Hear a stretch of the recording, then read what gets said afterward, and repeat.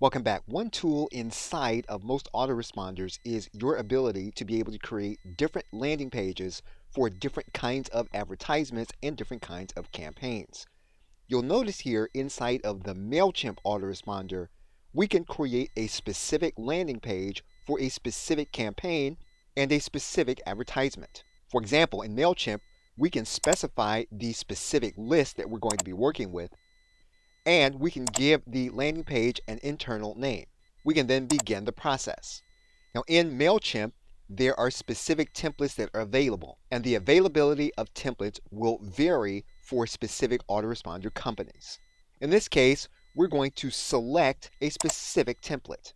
In the case of MailChimp, you can add and take out different elements for your landing page. For example, if what you want to do is you want to have fewer images, you can delete images from the MailChimp landing page. If you want to have a video in its place, you can place the video in an area where you want it to be on your landing page. In this case, MailChimp will allow you to place a YouTube link or a Vimeo link here in this specific landing page. And so in the case of this MailChimp landing page, we can add in the YouTube URL, and we can customize the YouTube URL inside of our landing page given the settings that MailChimp gives us. Typically, a landing page template will have editable features that you can place into the page the text that you want.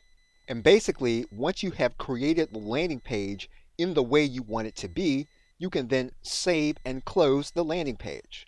Now in MailChimp, we can give the page a title, and we do have a specific URL that resides on the MailChimp server. What you can typically do inside of your autoresponder is to connect your existing domain so that people will connect the advertisement with your specific brand. And once you publish your landing page, it will then be ready for you to send visitors to it from your advertisements. Okay, so with that, thanks, and I will see you in another video.